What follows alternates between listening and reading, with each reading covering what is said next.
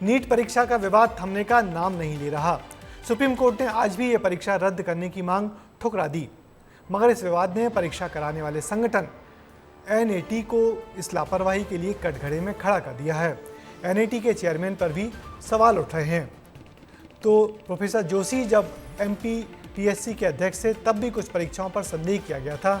हम आपको बताएंगे एनएटी प्रमुख प्रोफेसर प्रदीप कुमार जोशी का एमपी कनेक्शन से जुड़ी ये report.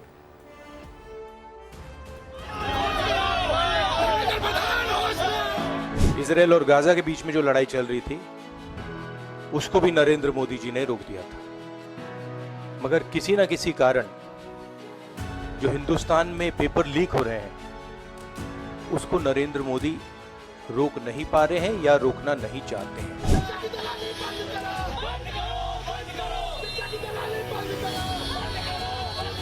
BJP and its parent organisation ने जो कैप्चर किया है ये है।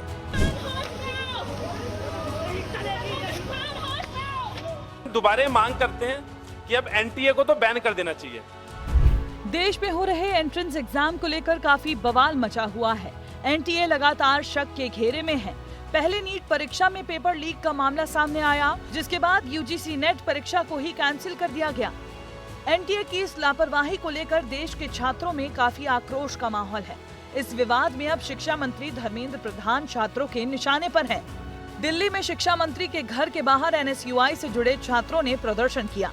नेशनल टेस्टिंग एजेंसी एनटीए पर सवाल उठाए गए और शिक्षा मंत्री के इस्तीफे की मांग की।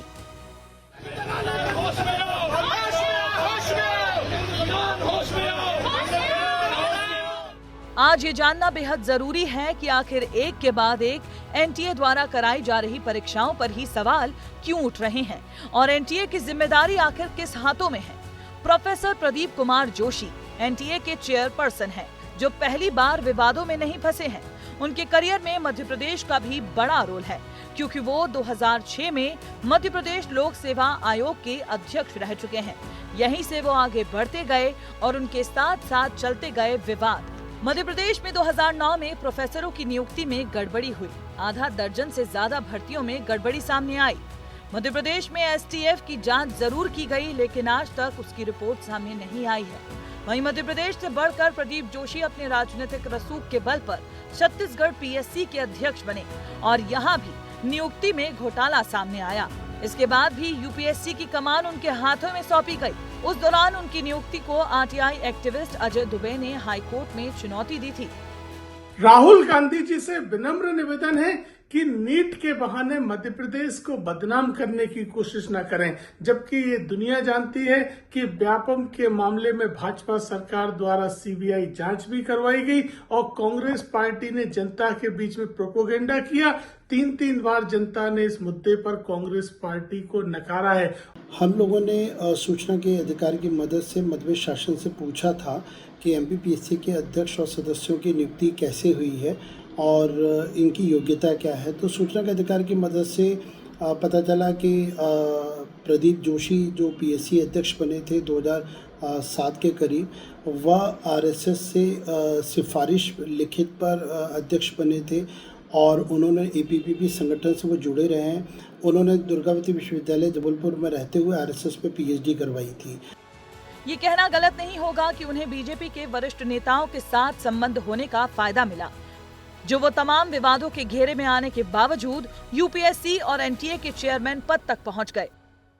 इस बात में मेरा व्यक्तिगत एक विचार और सुझाव ये है कि किसी भी एक ही व्यक्ति को बार बार और इन महत्वपूर्ण पदों में लगातार बैठाना लोगों में भ्रम पैदा करता है, लोगों में संशय पैदा करता है और संदेह भी पैदा करता है कि ऐसी क्या बात है कि एक ही व्यक्ति है जिसको बार बार उन ऐसे महत्वपूर्ण जगहों पर बैठाया जाता है जहां पर लाखों छात्रों का भविष्य जुड़ा होता है। देश में नीट की परीक्षा कराने वाली नेशनल टेस्टिंग एजेंसी के चेयरमैन प्रदीप जोशी, इनका मध्य प्रदेश से काफ़ी पुराना संबंध रहा है। एनटीए यानी कि नेशनल टेस्टिंग एजेंसी के चेयरमैन आज भी हैं, जब उस एजेंसी पर आरोप लगे हैं कि नीट के फर्जीवाड़े के मामले में सीबीआई की जांच के लिए सरकार ने आदेश दे दिए, लेकिन डायरेक्टर पर आखिर पुराने कारनामों की जांच क्यों नहीं की गई, इस पर आज भी सवाल बरकरार है।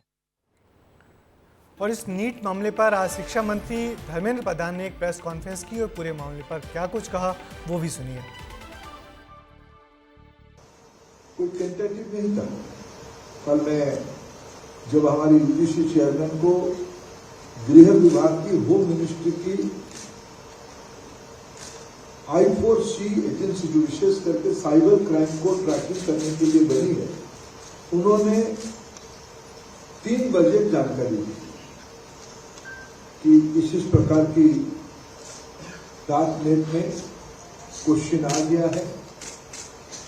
उस क्वेश्चन को हमने एनटीए की जो ओरिजिनल क्वेश्चन था उसके साथ टैली करवाया। जब हम स्पष्ट हो गए कि वो डार्क नेट में जो क्वेश्चन है वो यूजीसी नेट की ओरिजिनल क्वेश्चन के साथ मिलता है। एक तो मैं आपको आश्वस्त करता हूं, समाज जीवन के आज के दिनों में भारत की जो विश्वसनीयता बनी है उसको बरकरार रखने के लिए समाज जीवन के एक्सपर्ट्स को इन्वॉल्व करते हुए technocrats, scientist, education administrator, academician, psychologist, इस सभी प्रकार की बैकग्राउंड के लोगों को इकट्ठा करते हुए एक सरकार इफेक्टिव कमेटी बनाएगी। उनकी कमेटी की रिकमेंडेशन से एनटीए को सुधारा जाएगा, नया रूप दिया जाएगा। जल्दी ही हम उस कमेटी को नोटिफाई करेंगे। यूं तो इस मामले में केंद्रीय शिक्षा मंत्री धर्मेंद्र प्रधान ने छात्रों और अभिभावकों से खेद व्यक्त कर इस पूरे प्रकरण की नैतिक जिम्मेदारी ली है, मगर कुछ दिनों पहले तक यही मंत्री परीक्षा में किसी भी प्रकार की धांधली से साफ इनकार कर रहे थे। वैसे इस परीक्षा विवाद में अभी अंतिम फैसला आना बाकी है जो सुप्रीम कोर्ट करेगा, मगर परीक्षा देने वाले लाखों छात्रों और उनके करोड़ों परिवार वालों के मन में यही सवाल है कि क्या राष्ट्रीय स्तर की इतनी बड़ी परीक्षा बिना लीक के नहीं करवा सकती सरकार।